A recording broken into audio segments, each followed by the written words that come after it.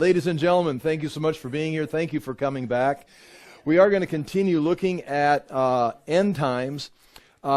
Next week, I hope to have, and I hope you don't get like overwhelmed and burned out, but I'm going to put together a little booklet, a little spiral booklet of some charts. I got some of them in here, and then we're going to spend some time going over. I don't want to say, I'll say extensively, but going through the book of Revelation kind of in sequence. And the reason for doing that is if you'll open up to Revelation chapter 1, this verse right here, verse 3. And I don't want to get into, the crazy end time sensationalism, but there is a point in history where these things become real. They're no longer prophecy. You're living in the midst, like Jeremiah and Isaiah, they could talk about the coming Babylonian captivity, but then all of a sudden, the city's burning and people are being taken captive and the temple's gone. It's like, they talked about it for a while, then all of a sudden, there it is. They talked about the return from captivity. Their day is going to come. Well, pretty soon, here comes the Persians, and Cyrus sends them back, and then they start rebuilding the city. Prophecy, the Messiah is coming, Great will be the day the Messiah comes. All of a sudden, he walks in on them, and the Messiah's there, and now he's gone. He died on the cross and was resurrected and ascended into heaven with a promise, I will be back. And so now we're kind of, we know all the past, we know the future, but sometime, again, I can't, there's no way it'd be wrong to say we're living in those times. That would be obviously wrong, but at the same time, it's foolish to say, no, we're not living in those times. I mean, to say, yes, we are living in those times, that you be careful, but to say, oh, no, it's not going to happen in our time, how do you don't know either one. And that's why Jesus' words very clearly, be watching, be waiting, be alert, don't fall asleep.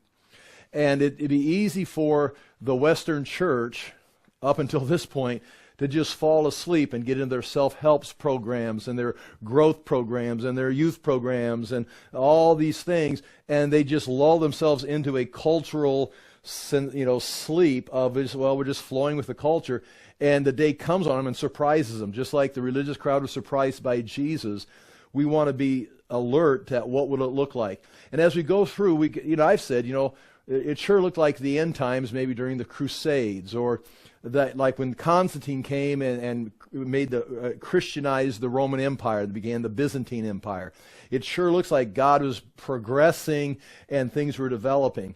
And then comes, World War I, World War II. It's like, surely this must be it. And you're always alert, but we've gone over a list on your previous notes, some things that have happened in the last, say, 100 years, with the return of Israel to the land. It's 1967, the taking of the city of Jerusalem, the controlling of the Temple Mount. We're looking at some of these events that really, when we look at Bible prophecy through some of these events that are prophesied, the end times could not have taken place the way we would understand them in the Middle Ages, because Israel was still a scattered people. There has to be a regathering of the people. And so I can't say we're getting close, but we need to be very serious about some things, especially when we look at the world culture, the climate. There could have been a one world government in the 1500s, I guess, but there could definitely be a one world government in 2025 because of the situation. And so things are developing. And again, I don't want to be sensational, but we do want to be responsible and look at these things, and I hope you approach it that way. And I've got this verse to defend myself, chapter 1 of Revelation, verse 3. It says, "Blessed is the one who reads aloud the words of this prophecy, and blessed are those who hear and who keep what is written in it, for the time is near." And that says blessed. You're blessed if you study the Scripture. You're blessed if you know the Scripture. But this book begins with a special say. You are blessed if you read and understand this, and you read them aloud. You let these things be known, because a day is going to come where these days will overtake you. Now, again, we haven't started talking about the rapture. We're not pinpointing the rapture. The rapture is going to happen somewhere, somehow, sometime. But if there is what we'd say a pre-trib rapture, that, the church is gone, and then all these things happen, then, we're studying about things that we'll never see, and we'll just have to wait and watch it from heaven. But if the day is coming where we actually enter into these things, we want to be ready. Otherwise, we will be taken by surprise. And that's not to set a date on the rapture, the timing of it, but we do need to be aware of it. And so why would it say otherwise? Chapter 1, verse 3, "Blessed is the one who reads aloud the words of this prophecy, and blessed are those who hear and who keep what is written in it, for the time is near." And so that is the case, but that is particularly true if we are going to be entering into these things, and we need to be sharp and alert and know what's happening. Otherwise, I don't want to say you will, but we will. We will fall away. We'll be discouraged. We'll be upset. We'll be confused if we don't understand these things. So with that being said, I've got several verses we want to look at. The next thing I want to look at is just page 1 through 3 of the notes and overview these. We begin with point 1, 2, and 3 on here. They're actually point 8, 9, and 10 on the previous notes, where we talked about the return of Israel in unbelief, the taking of Jerusalem, the controlling of the Temple Mount. These are all things that have to take place to set the stage. The next thing, potentially, I'm going to read the verses, is the one world government. And that the fourth beast, and I'm going to read through these verses. I hope I don't bore you with them. Read through these verses. That fourth beast is going to continue and will continue to morph, apparently, into the imperial Roman Empire, into the division of the Eastern and Western world. And that's what we've got on this map right here. We've looked at it before. The Eastern and Western Empire, we talked about it last time. There it is. There's the border right there. Just made it a little more clear. This would be the Western world. That became Catholic. The Eastern world became Greek Orthodox, and then was overrun by Islam. Much of the territory is lost. But we definitely, in our world today, have the West and the Eastern world. This has continued, and I've got some notes going down on that. That has continued.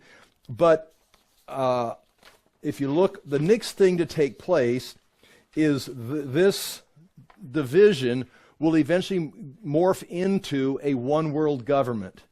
It appeared. And again, we're reading prophecy, trying to see how these things develop, because eventually there's going to be 10 kings. And out of the 10 kings, another 11th king will arise and take out 3 of those kings. We got the Antichrist coming. But where we're at right now is the Roman Empire. It is clearly split, especially in 1054, split into the West and the East, and that's developed. World War I put a big dent in this, taking this whole power and putting it into the democratic governments and leaving the East under Muslim control. And after World War I, they lost. The Ottoman Empire fell and put this into another state of development.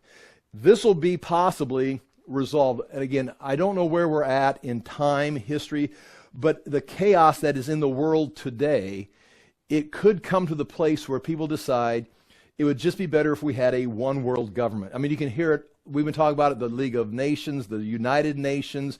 It's all around us. If everybody just be one, there wouldn't be any nation, just one global power. We'd stop killing each other. We could stabilize the economy, and this would be a one world government. That apparently is going to happen. But it's not going to last, and that's on page 2, because for some reason, I can't tell you why, it is divided into 10 kingdoms. The world is going to be divided into 10 kingdoms. Now I've got to rush through these slides here to get way to the end. And here is, if you don't mind, this is the Mediterranean. That's what some people think. And I don't know what to say about this. And again, that's why we're looking at it, we're studying it. There's going to be 10 kings, 10 countries. The Antichrist will arise and take out 3 of them, and the other 7 will submit to him. Daniel says it, Revelation says it. It could be, and again, we're doing this on Tuesday nights, this would be the Japheth kingdoms. It could be Japheth, the 10 kingdoms, a European common market, that kind of thing right here. That's a lot of people go with that. These are the 10 kings, the king of the south, king of the north. Where's the king of the east? That's fine, and I can't say that's wrong, but if it's going to be the whole world, which it seems like it's going to be, because the Antichrist is going to rule the world, the barcode, the whole thing, again, this is total speculation. You're divided now, you got 10, if they would take the one world government and divide it into 10 portions, almost like an artificial manufacturing of nations. Notice it'd be based on a decimal system, 10 parts, be very nice. If it happens naturally, like we may have something happening like here, just kind of the powers that develop over the ages, coming right out of the Roman Empire, or if it is now a mechanical device, 1, 2, a lot of these are a lot of speculation.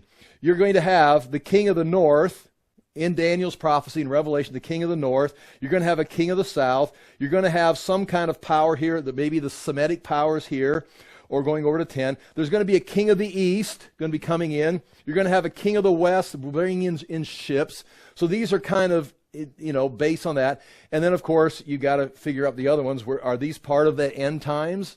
So you got to have, is it going to be one? This is total speculation. But it's going to be 10 kings either here, something like that, in the Mediterranean world. And then when the Bible talks about the whole world being under the control of the Antichrist, that doesn't look like much of the world. That looks like the Mediterranean world. Or this looks more like the world. Go back to the flood. Did the flood destroy this part of the earth? Or did the flood of Noah destroy the world? I mean, that's a huge topic. Again, I don't have an answer for that. And if this is true, those numbers are total speculation. All right, we're going to rush back to, how far back we go before I start getting personal pictures. Okay. And that's the next thing. After the one world government is formed, coming out of the fourth beast, it's going to be divided into 10 parts, and that's point 2. And then out of there, and this is what we're talking about today, point 3, the rise of the Antichrist. At the bottom of page 2, there's going to be the little horn that's going to arise, and it's going to take out 3 of those kings. Now, whatever 3 kings they are, or the 3 kingdoms, and the other 7 will see what has taken place to the previous 3, and they'll just submit their power. Revelation says it very clear. 10 kings are given power for the very purpose of taking their power and giving it to the Antichrist, or giving it to the beast. If we look, rushing through these again, I'm going to rush ahead a couple places up here. You're going to get a bunch of this kind of stuff here next week, right here. These are, right over here, if you can see this, right here, these are the names that the beast, the little horn, and we'll see it today. In Revelation 13, it's the first beast. In Daniel 7, the little horn. In Daniel 9, it's the prince. In Daniel 11, it's the king. In the 2 Thessalonians, the man of lawlessness. In 1 John, it's the Antichrist. That's the same person. What takes place, as we've seen, as we've gone through this, there's got to be a regathering of Israel. There's got to be a regathering of Israel to the city of Jerusalem. Then Israel has to regain control of the Temple Mount, and Israel will rebuild their third temple. Somewhere in here, depending on where you place this, there's going to be an invasion from the north, the Gog and Magog invasion, coming in here, probably setting up the stage. This, as we went through this last time, this could take place in a variety of places. It hasn't happened in the past. It doesn't sound like Armageddon. It could be Armageddon towards the end of the 70th week. But right here, this looks like something that we are looking at today. We've seen Israel regather. They've taken the city of Jerusalem, the Temple Mount in 1967. They're ready to build this. This is going to possibly be an invasion and they're destroyed with natural results. I mean, the storms take them out, this invasion, and it takes 7 years to burn the weapons. They're buried, and Israel then is at peace, possibly setting up the stage for the prince from the Romans who destroyed the temple in 70 AD will make a 7-year treaty or covenant with Israel, and they will then resume temple worship. Do not forget, we are on Israel's side. We support Israel, but Israel does not support you. You are heretics. As a Christian, you've accepted a false Messiah. They've rejected your Messiah. So what they're trying to do right here is you can be excited about it. Of course, I would be excited. I'd like to go look at it, take pictures of it, write a book about it. But it's like, this is not God's will. God doesn't like this temple. He's not going to be pleased with these sacrifices. And there's God's going to restore Israel. This will be the last 7 years of God being with Israel. It's like, He's not with it. I've got verses I'll show you. He hates this temple. He says the offerings are like the offerings of a dog. It's like, he says, this is noisy songs. This is not His temple, because Jesus Christ, the Messiah, has already come. been resurrected, ascended into heaven, and this temple is Israel going back to restore. And I can show you verses. I've got them coming up. Isaiah says they're making a covenant with death. This covenant with the Antichrist, the first beast, the little horn, the prince, the king, the man of lawlessness, the Antichrist. It's a covenant with death. They think they're going to have peace and safety because they've got this covenant with death. And here is the next slide right here. This is the same thing, beginning of the 70th week. Right here, Isaiah 28, Israel's covenant with death. We have made a covenant with death, and with Sheol we have an agreement. We have made lies our refuge, and in falsehood we have taken shelter. And this is the rejection of, well, it goes on and talks about, because they've rejected the cornerstone, right there in the text, they make a covenant with death. And so when they go back and restore the temple, we're looking forward to that, anticipating that, but it's not a good thing. They're rebuilding the Old Testament, the Old Covenant that was fulfilled, prophesying the coming of Jesus, their Messiah, and going back to it is building the temple is nothing more, it is more, but it can be simply defined as an absolute rejection of the Messiah 2,000 years later. If their Messiah has come, you do not need to rebuild the temple to worship God. You have a Messiah who is your doorway to God. And so this temple would be, in a sense, and again, I got other verses right here. Here, Amos 5:21, the Lord hates the feast, the assemblies, the offerings. He will not accept Israel's offerings. Take away your songs and harps from the Lord. That's all taking place there. Okay, I'm getting ahead right there, but what we're looking at there, they're coming back to some place right about there, and we'll go to this next. Okay, so the one world government morphs into the 10 kings if it's artificial, where they break down the failing one world. Understand, the one world government will not work. It didn't work in the Tower of Babel. That's why God scattered it. He made the nations. The world is apparently going to realize this one world government isn't functioning well, and so they're going to divide it into 10 kings or 10 kingdoms. 10, I like to think the decimal, just 10 parts, be easy to manage. They think. Now, that may take place before the beginning of the 70th week. So we're not necessarily talking about end times like after, if you believe in a pre-trib rapture, the rapture happens, then the one world government comes and the 10 kings show up, then the Antichrist shows up. Remember, the 70th week begins with again, I'm repeating myself, the 70th week begins, and I haven't showed you these verses, we'll look at it, begins with the ruler who will come confirms a 7-year covenant. The little horn, the king, the lawless one, the first beast, makes a 7-year covenant with Israel. Boom, begins the 70th week. So before the Antichrist can sign that covenant, we would assume, if my presentation is true, they're going to have to be a regathering of Israel. They're going to have to take the Temple Mount. They're going to have to be invaded from the north. They're then going to have a treaty signed by the Antichrist, who has to have already become a world power or an influential person who has potentially already taken out 3 of the 10 kings were developed. 10 kings were set in place because of the failure of the one world government, and we are still back here. We are between, potentially, again, this is not me setting dates, but giving you a perspective. Israel returned in 48, took the Temple Mount in 67.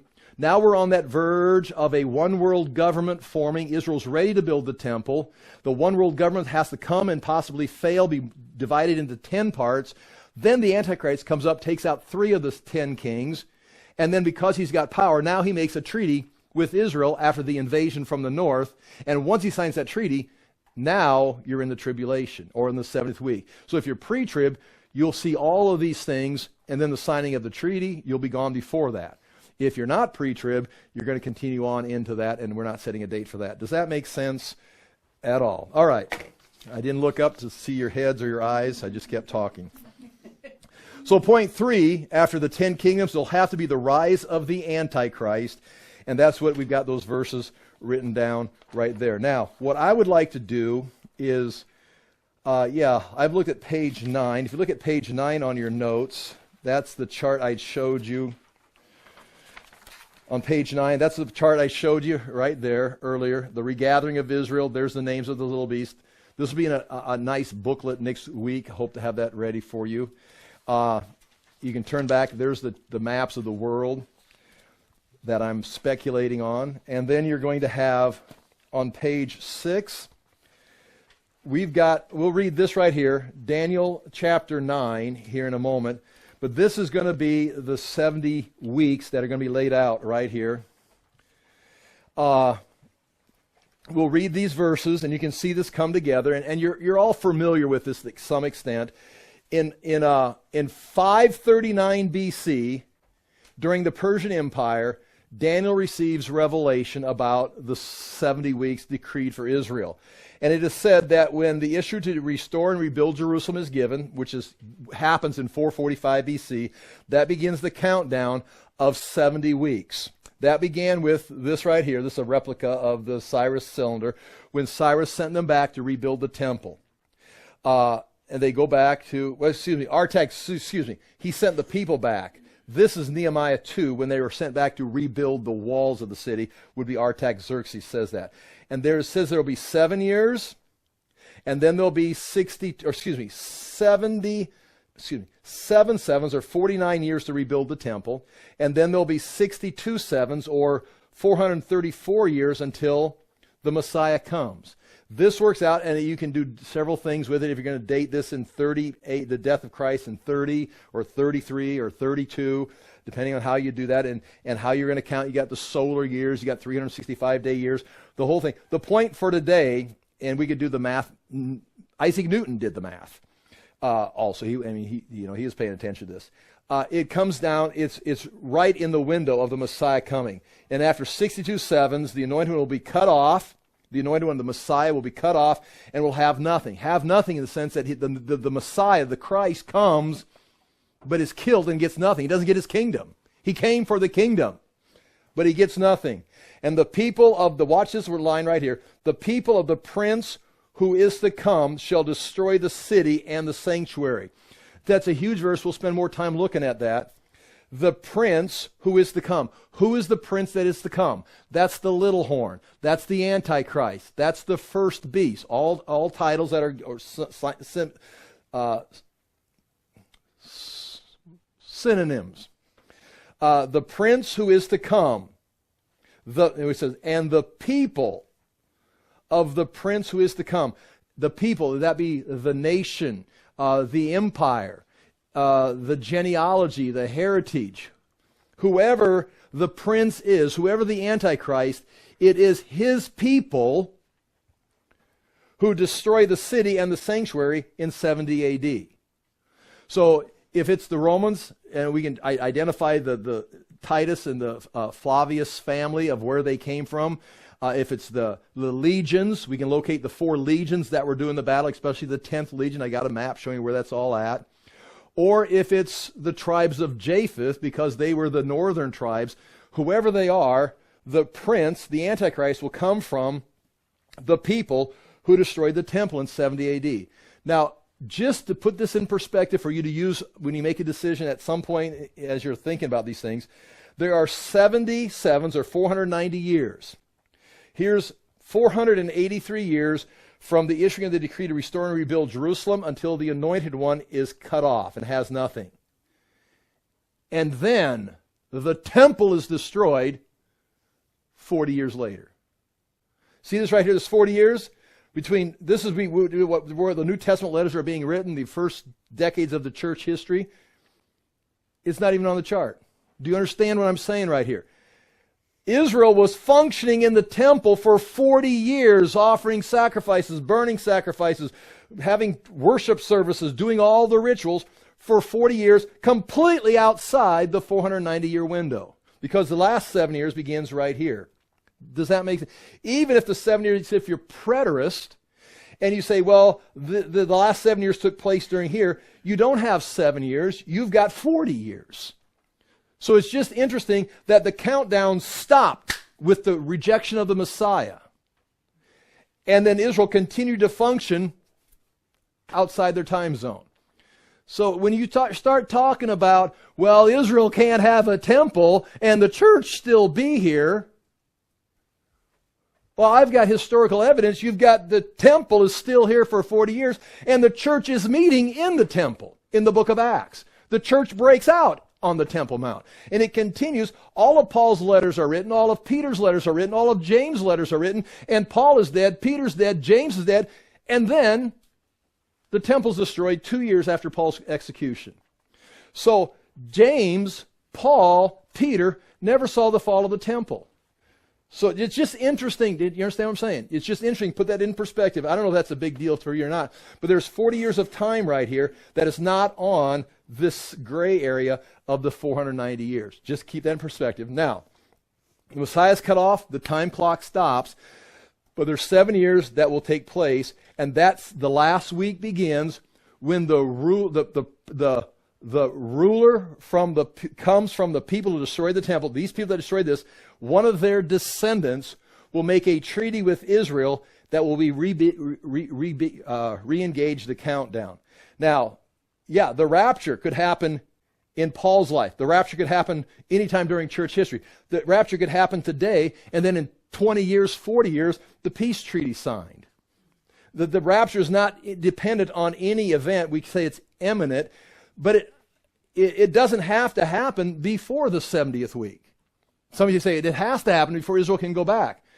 Well, Israel had a temple here. Just because they've got a temple doesn't mean anything. This is under their years, their 70th week right there.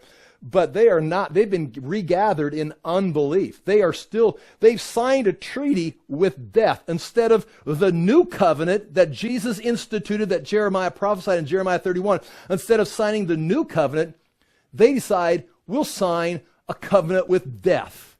They not just reject the Messiah, they sign a covenant with the embodiment of Satan on the earth for their last 70th week. And so that's not really a coming home to God moment, all right? All right, here we go. I haven't even started yet. I appreciate your patience. Here's another breakdown of it. We can look at that later, and here's another. Oh, this is important, especially as we look at it later. I'm going to show you this, and we'll build on this some more. Here's those events we've been talking about. It's right there on your paper. I think it's on page 7, I think. Israel's regathered. There's the invasion from the north, a possible one world government we're waiting for. 10 kingdoms break out of that one world government. And then the Antichrist arises, takes out 3, and there's the signing of the peace treaty. And here begins your 3.5 years, and this is where the Antichrist is revealed. There's a big difference between the Antichrist being a world leader, signing a treaty with Israel, and the Antichrist being revealed and taking his seat in the temple of God. Here, Israel and the Antichrist are buddies. Somehow, they've got some kind of relationship. He's letting them worship. And I would say both the Antichrist and the Jews at that time are anti-Christian. Don't look for any help from the Antichrist. Don't look for any help from the peace treaty. Don't look for any help from the Jews during this first 3.5 years. They're all on the same side, establishing their own system. The seals are being broken. And then at this point right here, the Antichrist, as Daniel talks about it, Paul talks about it, John talks about it, takes his place and claims to be God. Somehow, and I can't put this all together yet, and no one really can, people have got ideas, there's some kind of death and not resurrection, but death and he comes back to life. His life is restored, this individual. The wound to the head is recovered, and the whole world is amazed. The whole world recognizes it. And so we'll talk about that when we get there. It'd be nice to just read through these things and put them in perspective. Now, this is that 70th week, 3.5 years on both sides, or time, times, and half a time. That'd be 1 year, 2 years plus 1 year, 3.5 a time, or 1,260 days. All are the same. This, you don't have to accept this, but this will help you clarify some things when you try to get all these, because Matthew 24, Jesus says exactly the same thing in Matthew 24. This is the time of the Gentiles began with Nebuchadnezzar destroying the temple in 586 BC, the time of the Gentiles. And from Nebuchadnezzar coming and destroying the temple, it continued up through Persia, Greece, Rome, the crucifixion of Christ, and then right on past the crucifixion of Christ, on up in through church history, and it continues up into this 70th week, the time of the Gentiles, and is not stopped until Jesus returns and establishes again. So the time of the Gentiles goes from Nebuchadnezzar to the overthrowing of the Antichrist right here. So all of this is under that time of the Gentiles. Jesus said the temple courts, and you can see it right here, the temple courts will be trampled on by the Gentiles until the time of the Gentiles are over. That's why I've got pictures of me walking around with cameras up here with my little hat on, just walking around the Temple Mount, just trampling on. What are you doing? It's a Gentile on the temple. What's he doing? He's taking pictures. It's like, why? Jesus said it's been given to the Gentiles until the time of the Gentiles is over. And so we are living in the time of the Gentiles, and the Jews have been rejected, or they've rejected Christ, and so they've been rejected. And so that's why you see it right here on the Temple Mount, the Dome of the Rock, sitting right there. Possibly, I think it is, it's debatable, right where the temple stood. It's like, why would God allow that? Give it to the Gentiles. They can have it. I'll get it back. But they've got it. And so this is the time of the Gentiles. That 70th week, the last 7 years, is known as, we call it, the tribulation. Okay? Time of Jacob's trouble. But when the Antichrist is revealed, sets himself up as God in the temple, anyone who will not worship the beast, whoever does not receive the mark of the beast, the whole story, we'll get into all of that, they're killed. You can't buy or sell. So Christians will be persecuted during this time. It will intensify during this time, but also Jews will be persecuted because he'll turn on the Jews. The covenant with death, Isaiah says, your covenant with death will be annulled. Death will say, we're done with that covenant. And the Jews will be panicking right here. That is called, and Jesus says, that is a time of great tribulation. But when Jesus talks about all these events, he talks about them, but he says, but the end is not yet. Now, be careful. You got to have hold your thoughts, but have a fresh mind.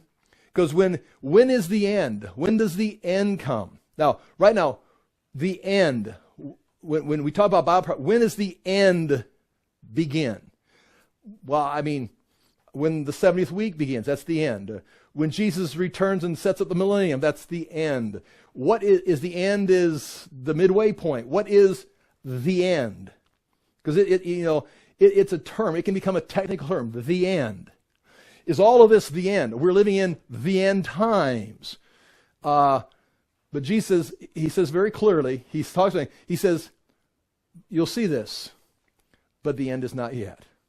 You'll see this, but the end is not yet. There'll be time of great tribulation. Stand strong. The one who endures to the end will be saved, but the end is not yet. The end, it appears, again, I'm telling you this, but you have to filter through it. The end appears to be right here when the day of the Lord begins. Now the end has begun. That is where all of a sudden the persecution, in a sense, they try to do it, but God begins, in a sense, returning the persecution. That is where throughout the Old Testament, throughout the Gospels, throughout the book of Revelation, that's where the sun goes dark, the moon goes dark, the powers of the heavens are shaken. It's like everyone is terrified. It's the day of the Lord. It's called the end is here. So this is not the end, potentially. And again, this could be, I don't agree with that. You have to be free to reject what I'm saying. Because I'm still studying these things. These things haven't happened yet. So just, I'm trying to stimulate thought and you to study and put things together. I don't think this is the end. We can say, yeah, that's the end. Okay, right. But it's not, quote, the end in the technical sense. The end begins right here. The day of the Lord, the day of wrath, the end. So this part right here, it ends here. I'm not sure where it begins. It begins after the midway point. And it is right here. See, Matthew 24, 6 and 13, 2 verses. Jesus says, see that you are not alarmed, for this must take place, but the end is not yet. The one who endures to the end will be saved. You can endure to the end. There's your salvation. Look up, your salvation is drawing near. When these things happen, the end is not yet. No, this is just the beginning of birth pains before the end comes. So keep that in mind when it talks about the end. We're talking about the day of the Lord, the day of wrath. And when the end comes, that's where your salvation takes place. In fact, that will fit perfectly when Jesus says, if those days were not cut short, no one would have been saved. No one would survive. What days? The Great Tribulation, where you can't buy or sell unless you have the mark. And everyone who doesn't worship the beast is being killed. He says, if those days weren't cut short, well, there'd be nobody left. I mean, that system with that covenant with death would have destroyed everybody. So I'm going to cut those days short and begin the end. And when the end happens, if you can endure until the end, then you'll be saved. So if there's any day of salvation promised here, it's right here through all of this stuff right there. Again, there we have it. And that, I think, is a good introduction to what we're looking at. Again, I like these definitions because it helps put things in perspective. I want to do this right here. I want to read through this because what we want to look at today is identifying the little horn, the Antichrist. And I'm going to begin in Daniel chapter 9. Let's do that just so we can do it. I've talked about the 70th week, and I don't think I've actually read. So far, all I've done is give you information and make some references to Scripture, but I haven't read any Scripture. Notice these dates right here. 539, the Persians are ruling. Then we've got 2 down here. 603, that would be like the second year of King Nebuchadnezzar. Daniel's been taken captive in 605. The second captivity, Ezekiel and that group will be taken in 597. And then the temple will be burnt in 586. So Daniel's in the first captivity back in Babylon is going to have this dream in Daniel chapter 2. That's 603. Almost exactly 50 years later, during the year 552, Belshazzar's time, he's going to have the second vision that's going to involve the beast, the statue, the little horn, the 10 kingdoms. And we're going to read those, but we're going to go right here, Daniel chapter 9, verse 24 through 27. This is in 539. This is when the Persians are clearly ruling.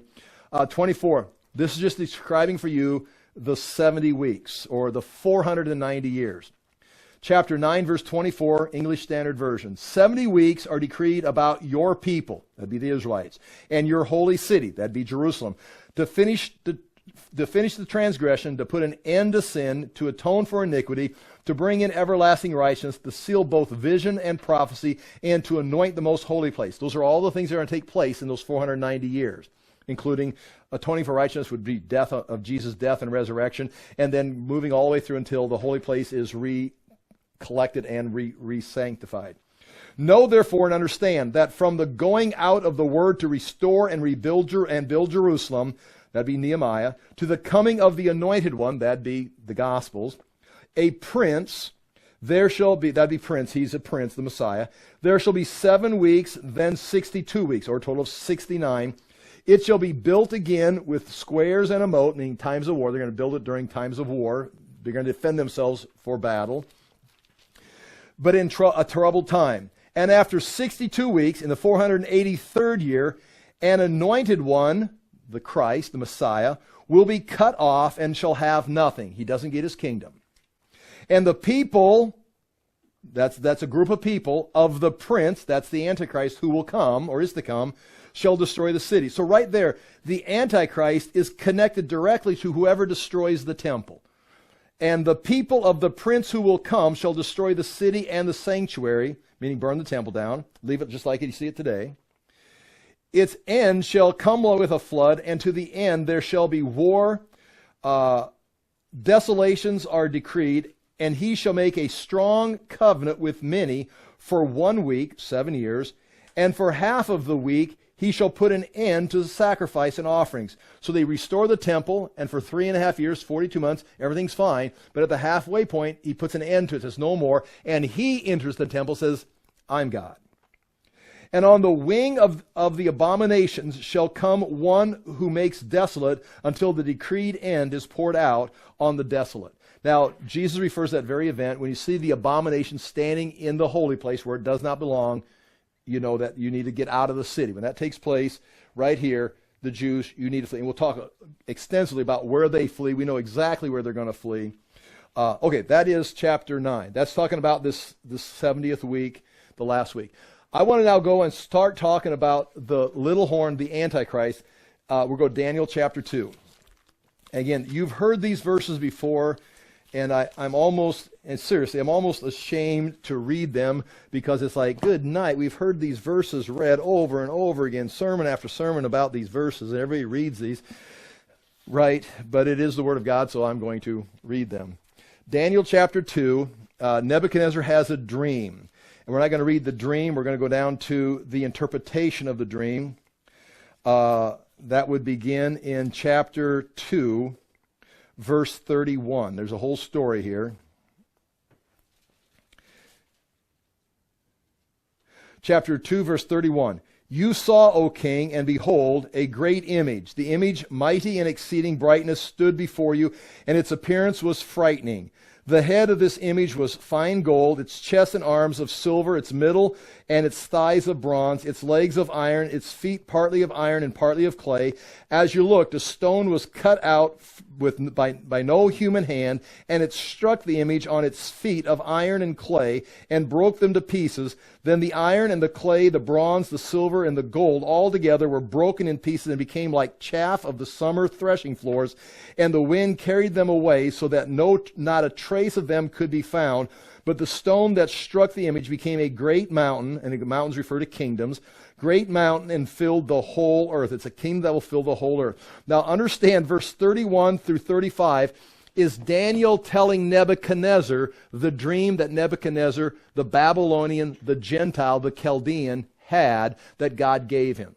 So the temple is going to be destroyed by Nebuchadnezzar in 586. The second captivity takes place in 597, and Ezekiel's taken. Daniel was taken captive in the first captivity, as Jeremiah talked about. Jeremiah watched all these happen, and Daniel went off in 605 to Babylon, the first captivity. This is now about 2 years later, around 603. Daniel has been assigned a place with the wise men, the enchanters, the counselors, the cabinet for Nebuchadnezzar, and they're supposed to give him interpretations of dreams. So, interestingly, this is the beginning of the age of the Gentiles. God does not give this vision to Jeremiah or Ezekiel. They've got their own thing going on.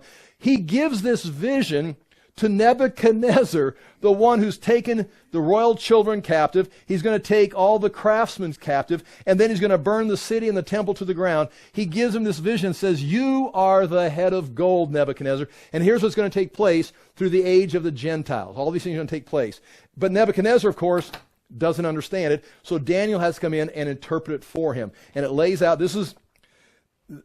I'm not just teaching one little part of Scripture about the end times. We're starting with Daniel here, but we're going to confirm it with Daniel chapter 7, confirm it with Revelation 17 and 13.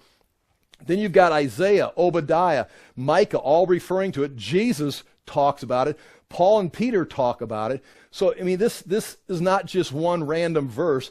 There's enough information. It should be fairly clear. Here is the interpretation.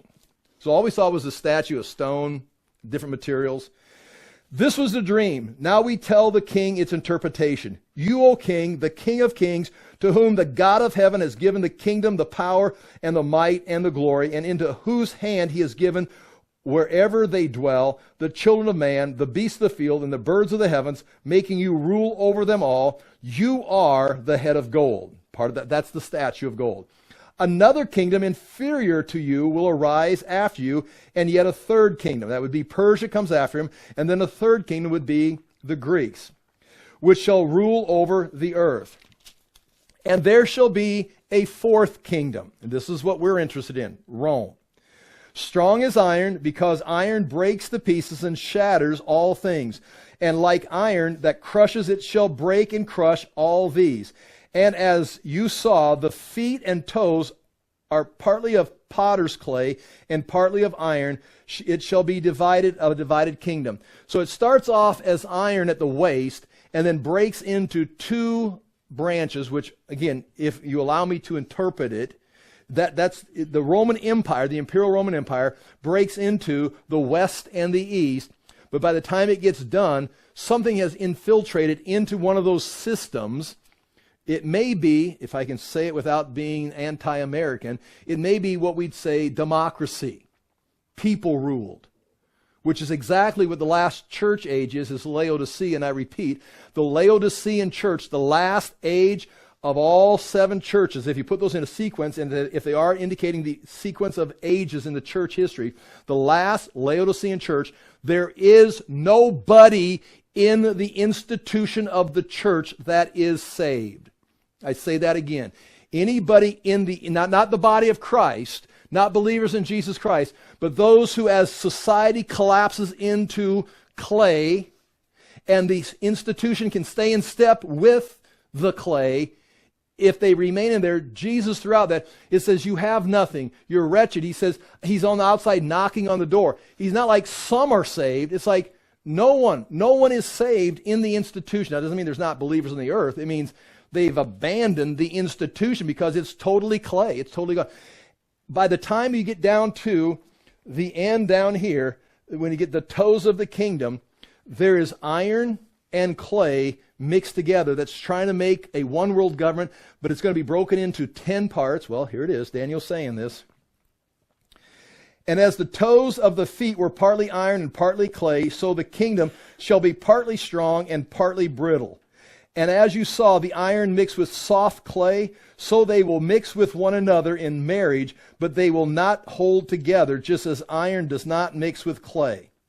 And in the days of those kings, those 10 toes, those 10 kings, the God of heaven will set up a kingdom that shall never be destroyed, nor shall the kingdom be left to another people. It shall break in pieces all the kingdoms and bring them to an end. And it mean the end of the age of the Gentiles will come to an end. It shall stand that it broke in pieces the iron, the bronze, the clay, the silver, the gold. A great God is made known to the king, Nebuchadnezzar. What shall be after this? The dream is certain and its interpretation is sure. That's Daniel chapter 2. Go to Daniel chapter 7. We go 50 years into the future, and now the Persians are on the throne. We're now in the second phase of the kingdom, and Daniel chapter 7 is going to have another vision. This is now his own vision. My goodness, do we dare do all this? Are you guys okay at all? Yeah. Are you okay? I want to teach, but I also want to step back and then have you go like, that doesn't make sense, or oh, that makes sense. I'm saying, so I mean, this is now like the evidence, and this is my chance to defend my interpretation, or your chance to, contradict it. I mean, not to be mean, but it's like you want truth. You want the truth. All right, Daniel chapter 7, 552 BC. In the first year of Belshazzar, king of Babylon. You remember who Belshazzar is? He's the last king of Babylon. His country had open borders, and people were just flocking in, and the city was surrounded. He just shut the doors of his house and just had a party. I mean, it's just like, just party. It's like, tonight we die. And so it's like there's chaos in the streets. The Persians are coming in. They can't control the borders. It's like, but hey, we've got some wine. We've got some, let's get out all of our treasures and have one last party because it's over. You'll see a lot of this happening in the next few years in America. One more party before it's over. In the first year of Belshazzar, king of Babylon, Daniel saw a dream and visions of his head, and visions of his head as he lay in his bed. Then he wrote down the dream and told the sum of the matter. Daniel declared, I saw in my vision by night, and behold, the 4 winds of heaven were stirring up the great sea.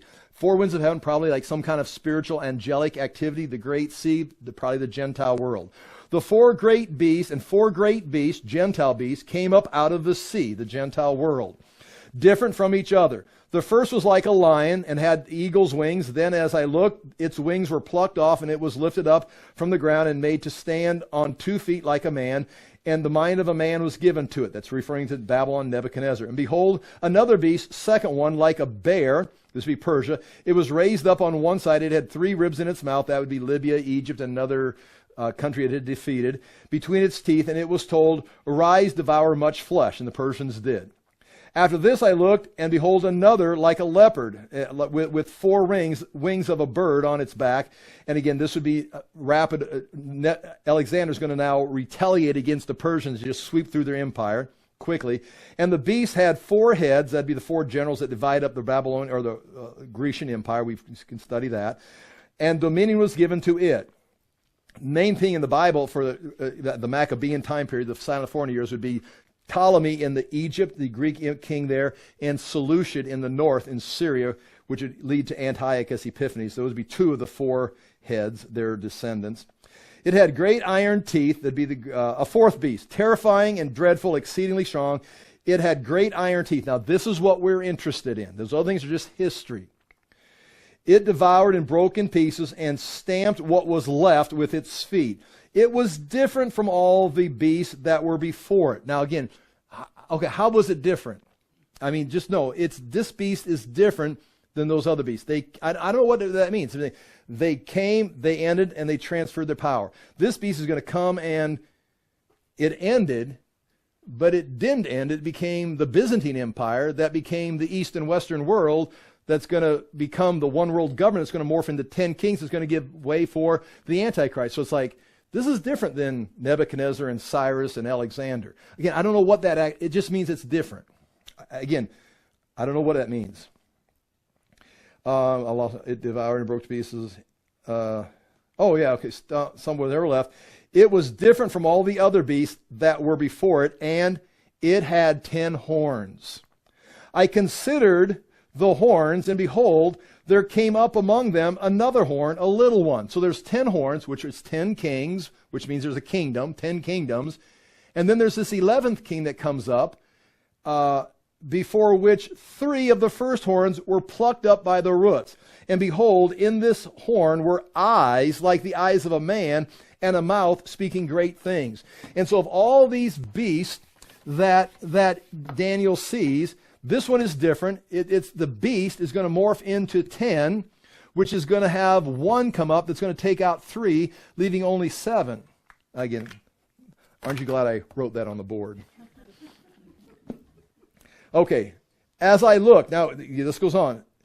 That is what he sees. But what takes place after this, as I looked, thrones were placed. This would be the coming of Christ, the second coming. And the Ancient of Days took his seat. This is being seated in judgment, probably in the Kidron Valley, the Valley of Jehoshaphat.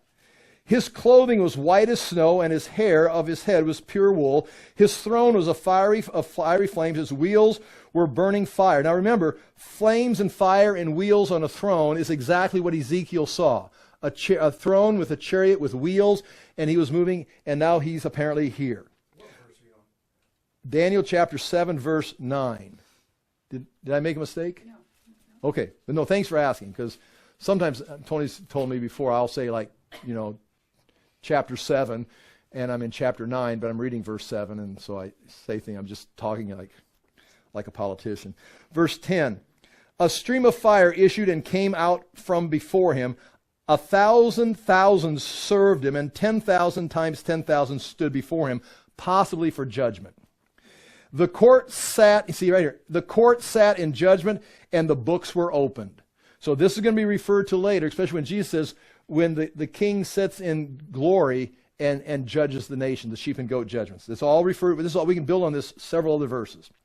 I looked then because of the sound of the great words that the horn was speaking. This is that little horn, which call him the Antichrist. Daniel's like, whoa, listen to what he's saying. The horn was speaking, and as I looked, the beast was killed. Now that would be the beast, the Antichrist, and its body destroyed and given over to be burnt with fire. Now if you remember in Revelation, when the Lord returns, he takes the beast, the first beast, the Antichrist, and the second beast, the false prophet, captures them alive and throws them straight into the lake of fire. Satan is captured and locked up and put in chains into the abyss and is released 1,000 years later. So right here is he's captured and thrown directly into the fire. Same thing Revelation says. Verse 13, chapter 7, verse 13. I saw in the night visions, and behold, with the clouds of heaven, there came one like a son of man. And he came to the Ancient of Days and was presented before him. So this could be the ascension of Christ into heaven. This is the man, the Son. Jesus says, you'll see me coming like the Son of Man coming in clouds of glory. Well, this is his ascension potentially. He's presented to the Ancient of Days. And to him was given dominion and glory and a kingdom that all peoples and nations and languages should serve him. Now, he's already been ascended and seated at the right hand of God, but he's waiting for these things to all take place, and then he'll return and take his kingdom. So in a sense, his kingdom has already been given to him. He's just waiting for the fulfillment of it, if you read it that way. His dominion is an everlasting dominion which shall not pass away, and his kingdom one that shall never be destroyed. Verse 15, as for me, Daniel, my spirit within me was anxious. Now he just had this vision, and the visions of my head alarmed me. Now he's an old prophet. This is 552. He's seen a lot of things. He's like, Daniel, relax. It's just another vision. I mean, even you stood before Nebuchadnezzar. You stood before Cyrus. You've been to Belshazzar's party. I mean, what's your problem? It's like, this is bothering me. I approached one of those who stood there and asked him the truth concerning this. There'd be one of the angels, like Gabriel, that was giving him this insight. So he told me and made known to me the interpretation of things. Oh, good.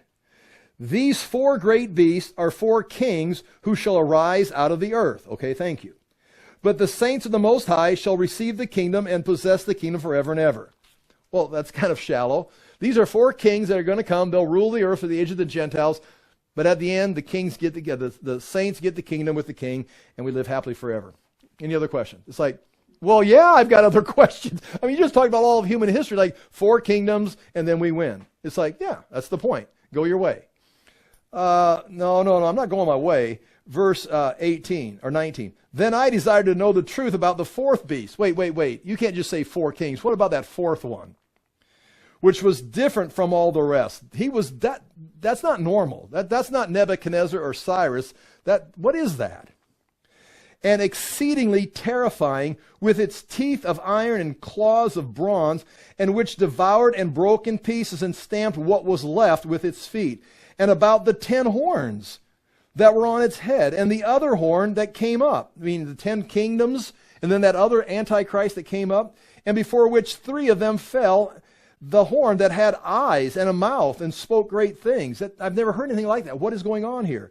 And that seemed greater than its companions. That one horn was greater than anything before. Who was that? What was that?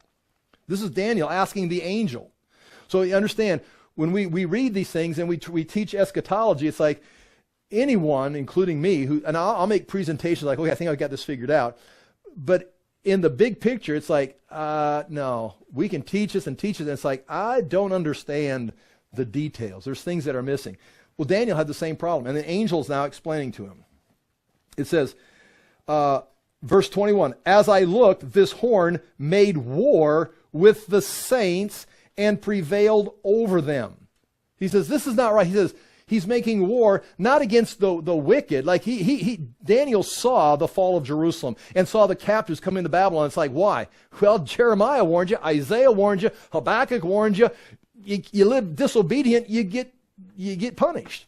But he says, this horn is not Nebuchadnezzar punishing a disobedient people. This horn was given power over the people of God, the obedient people. And they're not just being challenged, they're being crushed. This horn is crushing the saints. You understand the difference between a disobedient people and the saints? That's bothering Daniel, it appears. Verse 21, as I looked, this horn made war with the saints and prevailed over them until the Ancient of Days came. This continued, this overcoming of the saints continued until the Ancient of Days came, and judgment was given for the saints. So it's only going to be interrupted when the Ancient of Days comes and stops it, says enough. I'll make a judgment here, and he's going to rule in favor of the saints and against this little horn. Until the Ancient of Days came, and judgment was given for the saints, the Most High. And the time came when the saints possessed the kingdom. Thus he says, as for the fourth beast. Are you ready? I'm going to finish this up. Here we go. Thus he said, as for the fourth beast, there shall be a fourth kingdom on earth, which shall be different from all the kingdoms. And it shall devour, here it is, the whole earth. Now that can be the Roman Empire, But it didn't devour the whole earth. It devoured, the Roman Empire. So this gives you room. Does this expand to the whole earth? Like in Revelation, the beast conquered the whole world? Again, there it is. I don't know yes or no. It can be the Roman world, or it can be the whole world. I lean to think the whole world by this time is going to keep growing, which means we're still, in a sense, we're still in part of that fourth beast continuing up until the Antichrist comes. And it shall devour the whole earth and trample it down and break it to pieces.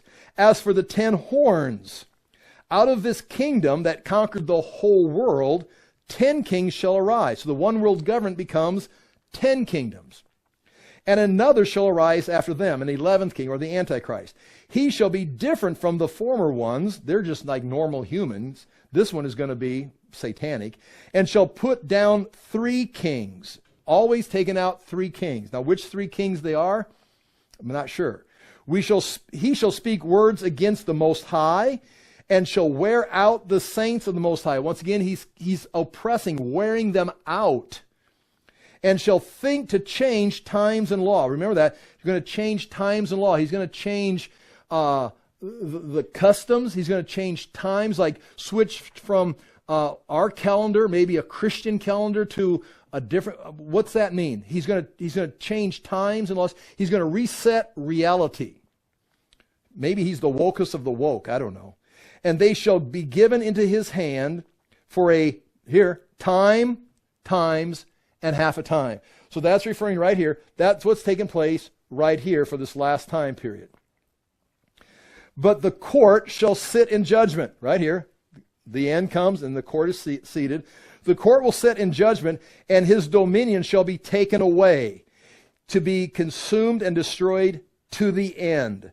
And the kingdom and dominion and the greatness of the kingdoms under the whole heavens shall be given to the people of the saints of the Most High. Indeed, Jesus is going to be the king, but that kingdom is going to be handed to the saints. Their kingdom shall be an everlasting kingdom, and their dominion shall serve and obey, and all dominions shall serve and obey them.